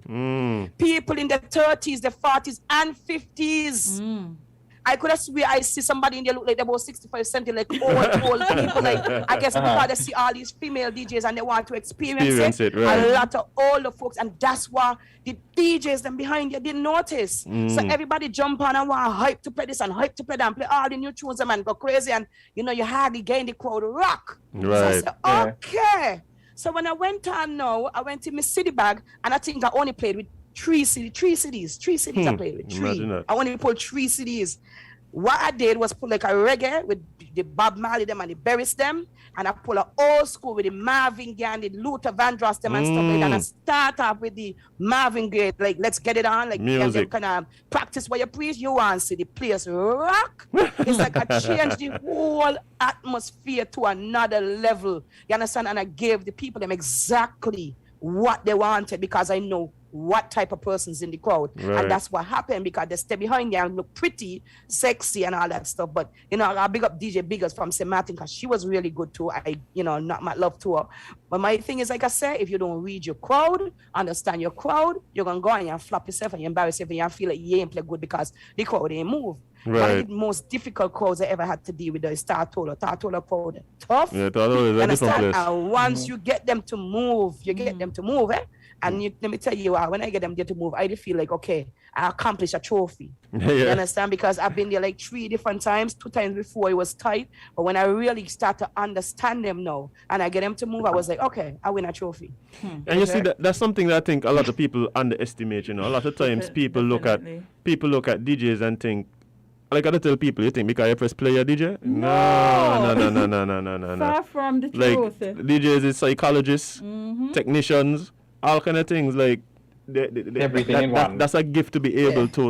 It's a gift. It's a gift to be able to know what people want without them telling you. And you can't just get up and say, I want to be a DJ because you see that person over there DJing and look like they're doing it and you want to do it and you're like, no. You have to love music. Right. You have to love music. Like, for instance, sometimes I home in my house cleaning and you know why home listening? People think I'm home listening dance or soca, I home listening country and western, you know? You understand? When you see me do a country and western segment on my radio show, you wonder where I know the music you're from.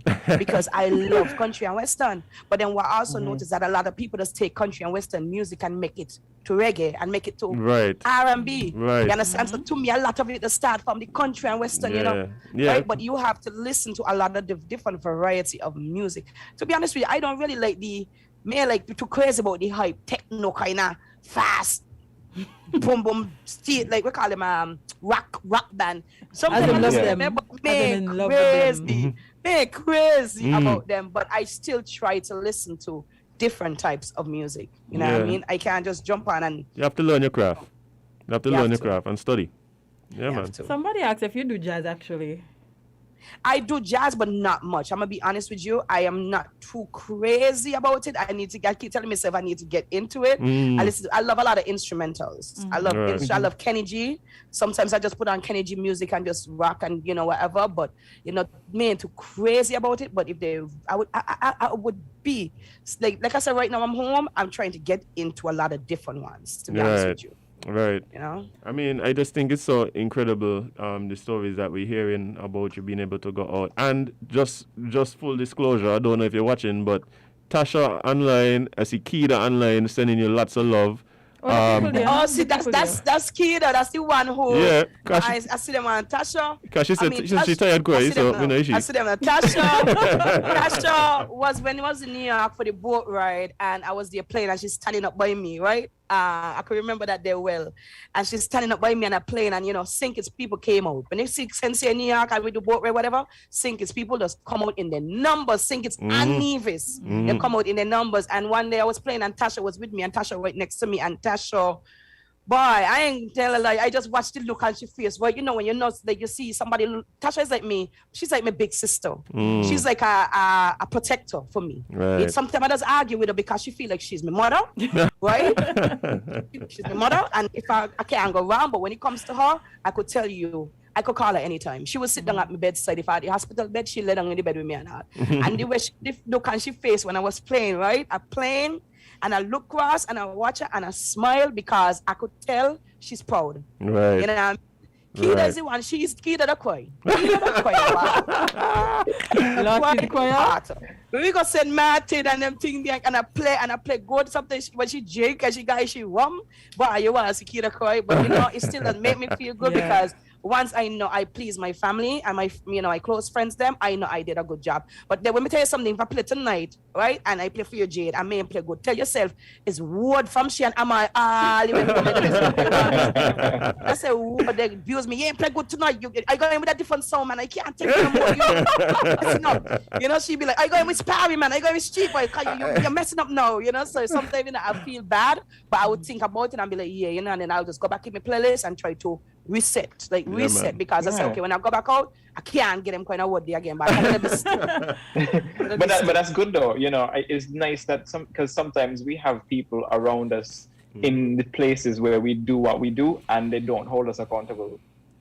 Bunch of yes people. Yeah, you don't want a yes man. You don't want somebody who's there and gonna give you have a bad night. They say, yo, you did great, because then they give you the room to learn and improve. So. Occasional abusing good here and there. Yeah, I mean the critics help you, because even because I remember one day, and I'm gonna forget this day, EK. I was playing music on the radio. I was mixing soca because I was just I'm more into the love songs, the R&B and the reggae and dance. I'm not gonna lie. And then I started to say, Michelle, open up, get into the soca. That's when you was at Sugar City Rock. And then one day I'm mixing the soca, and the music ain't cutting in good. And I do remember one day Ika coming to do and say, what you doing? So he's like, that's not how you mix soca. So I But he can't give me a chance now, trying here. And then he said, come, let me show you how to mix soca. And he did show me. We didn't get it all in one day, but then he did show me. And then, from that is like I don't pack it now, you know what I mean? I always got to give him thanks for that because let me tell you something, he ain't play with me that day. When you come in, when somebody, like, it's like your boy, you're like your boy something, like you buy a car. And sorry, baby, my baby, wake up. You buy a car. You buy a car and somebody lend somebody the car and you scratch your car. He can come in and me like I scratch his car, because he just buy it. And let me tell you something, I could never forget that day as long as I live. And from since that day onward, I tell Mr. Michelle, learn to mix your soca. I have just learned, and I got him to thank for that. And I actually remember one of your soca selections. I remember it good. It was the last school effect we had actually. I think it was the last school effect we had it. Was it up there by the factory, up there by Connery? Yes.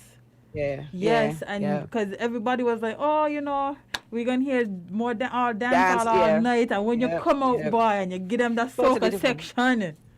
You see, right now, like I try to put myself in a position where I want to surprise you. Right. You understand? When I say surprise you, when you think of me coming at you one way, I just come at you a totally different way and surprise you. So when I surprise you, be like me, Michelle was really different. Michelle was really good. When I hear them things there, I feel good. I feel like I accomplished something. When somebody could message me phone, even when I'm doing a radio show, you understand? And my fans, them message me at the end of the night and say, you're like Friday night, I was on, I'm gonna lie, I actually enjoy Friday night that I played on the radio. To me, I was on. And when I say I was because I even do my little clips and stuff like that and put them on my TikTok. And at the end of the night, I think I got about 16 messages telling me that my show tonight was great. Yeah. And even if I had to get one message, I would have been like happy because any day once I please one person, I feel like I accomplish a lot. That's just me. One thing that I recognize about Sensie is that her fans, like, is not a matter that they just, she popular or she. Like, it seems like a genuine lover. What? Like, there's people that genuinely love me. And it has to be a testament to the fact that that's the energy that you give off. And so that's the energy that you give back. Because, even like I said somebody the other day, sometimes when y'all feel like I'm here, sometimes I'm here on the phone with somebody trying to comfort them, talk to them, listen to them. Because sometimes even the fans, they need a friend. You know what I mean? Yeah, sometimes they need that one person that could talk and somebody be like, you got a minute, I need to talk to you. I said, I might be busy, but hey, if you need to talk, we can talk, call me. You understand what I'm showing you? Because I try to be that friend that people need, that friend that when we talk, whatever we talk about, I don't even remember it tomorrow. I only remember it because I have to for you, but I won't remember it to say, I'm going to tell Jade, I'm going to tell as well, I'm going to tell, whatever, because at the end of the day, what we talk, it stays here. Right. You understand? And I tell people all the time, I tell my friends all the time, whenever you have something going on with you, tell me what you want me to know. Don't force yourself to tell me something because you feel you have to. You understand? Because at the end of the day, if you trust me enough to know that, hey, I'm going to hold it down for you, then tell me. If you don't feel so, then don't. Because I would never force my friends or anybody to tell me anything. But at the end of the day, I believe in loyalty and I believe in trust. I'm a friend to myself. That's why I could be a friend to anybody else. I tell people all the time, me and my best friend been friends for like 25 years. The most time we ever argue is when she feel like she more ignorant than me and I feel like more ignorant because you understand? Me and my cousin Tasha, we don't live like cousins, we live like sisters. You understand? We get along very good. Yeah, we just get hard and talk at one another because she feels she's my mother. and my cousin kidded them and stuff like that. I just tell them how it is, and sometimes people can't take it how it is. But I tell them all the time, I cannot be a yes friend. If you're looking for a yes friend, go look a yes friend. Because I am not going to say yes to everything that you do. Same time, I don't want you to tell me yes to everything I do. Right. If I'm wrong, tell me I'm wrong. And that's what people don't understand. As soon as you tell a friend they're wrong, they carry feelings, don't want to talk to you for days, weeks, and that don't make no sense. You understand? Me and you argue, we say what we got to say. In an hour after I text you, what you doing? What going on? How you there? You understand? We move on as if it didn't happen. Some people just carry too much grudge and too much hate and anger in themselves. And that's where you see a lot of people that end up sad, lonely, and depressed because of how their mentality is set. Yeah. You know? Man, it's so interesting. Like, I mean, you're talking about, people being able to reach out to you and you're being accessible to the people. And that's something I could really see. And you've been involved in radio for so long and it's come out in that forum for some time. You had... I think you used to be on the show, there was A Man's Point of View, And we still do that, but yeah. you know, the quarantine kind of put on debating and Buckingham always feel like they're right. So like I know like people respect your views, they respect your words, they respect you. Basically, that's what you come down to. Yep. I mean, I've told you before like how much I appreciate all that you do and stuff like that. Like I really respect you as a DJ, somebody involved in entertainment. And the way even the and you love the homegrown show. I was about to say like you do your part to really try and give a platform to local artists, which is something that I'm really grateful. I'm glad you said that too, because you know I open up my platform to everybody, and I made sure I said that before I started my show, because sometimes I might bring on somebody on the show and they don't sound good, they don't sound hot, they don't sound thing, but I believe in giving people chances in terms of if you start out today, you might not sound as hot as a Byron or a DJ or a Highlight or Infamous or whatever, because you just start. You need practice, you need time. You understand? Because I tell people all the time, he might not sound good, but you wouldn't believe that he might sing a song that might give it such a hit to give people in overseas recognition of St Kitts. Right. But in our eyes, he don't sound good, or he ain't sound better than Highlight. Okay, fine. He ain't sound better than DJ, he ain't sound better than Infamous or whatever. But that one artist that you might be downgrading today might sing a stupid song in your eyes that might be an amazing song in somebody else's eyes to give us that recognition. So that's why I believe in giving everybody a chance. Even if you feel like you can't sing or you could sing, you come, I'm gonna give you the chance. I don't turn on nobody. I don't care what nobody say. Oh, wait, they're gonna radio. Some of them, I don't care. I am not turning on anybody. You want to interview, you want to sing a song, and even if you ain't got it on record and you want to come in and sing live, my door is open and welcome. Just call me ahead of time so I make sure that you don't, clash with other people, so that everybody got their fair time. And I'm not going to say no. If but now, maybe I'm not going to say no. You will be on my show once you want to be on my show, because that's just who I am. That mean I have a chance, Azem. Do you have a chance? Of course, you have a chance. Listen, if you don't have a record and you want to come in and sing live for me, you want to sing live for me, you come in and you sing live for me. Let's not do that, Sensie. Let's not. No, that's not what she said. She said she gives everybody a chance. What y'all trying to? Jade, we just talk about friends being honest. We just talk about friends being honest. Let's go. Okay, y'all don't know my talent. Yes, exactly. Anyway, good thing is Sensie said her door is open, me coming through y'all's door, so it's fine. Yeah, exactly. My door is open, Jay. Don't tell them no. Thank you. Mine is open. Why you singing them? You don't worry about that. Why staging me? Carvet? No. What? Gwyneth? DJ Gwyneth? Watch here. No, they got Jade the Kingdom. If you keep them there close, you might get a connection. You might get a lot of love, because people might be looking for Jade and pick Jade. See, exactly. I'll find you. Okay. See the plan? She management hat now. See the plan?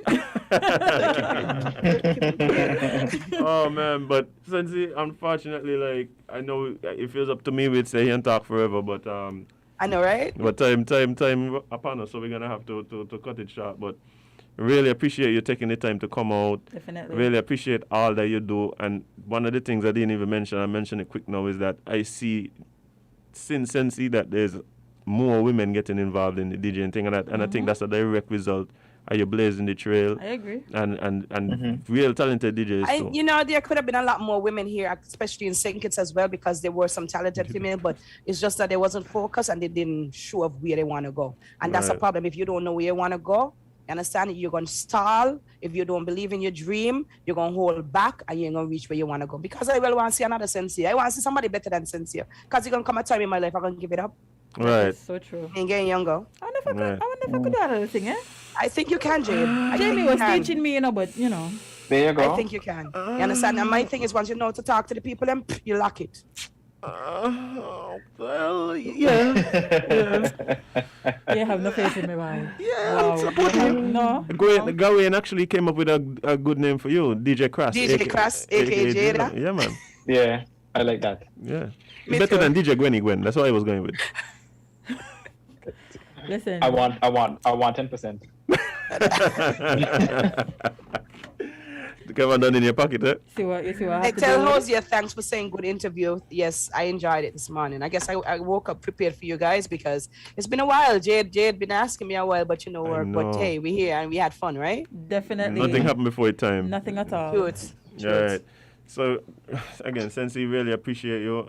It's been a real pleasure. I don't think anyone here could say otherwise. No, man. So, thank you so much. Keep doing what you're doing. Looking forward to what's next for you, because I know right? there's more to come. I know we only getting started on this journey, and I'm really looking forward to see what you get into next. Right when I'm home in the quarantine, we're doing some acting. I teaching my children them to act, you know. What?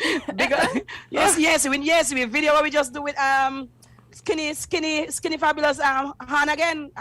No, but I gotta go check for that. I posted on my Facebook, and Skinny Fabulous come on there and comment and share it. And what? Yeah, me and my father doing a small little 30-second clip. You know? we quarantine, so we have to find things to do. I feel you. Yes, I feel you. Well, I'll send you the video. You share it with them. Yeah, Thank you. I feel like that's what gonna happen. I feel like out of this quarantine here, since you can just come out. Well, she already doing it with the TikTok thing, and so like, we gone clear. Definitely. All right, love. But yeah, guys, I really appreciate everybody who commented, all you guys who came on and be a part of the lives on Facebook and YouTube and WINNMedia SKN.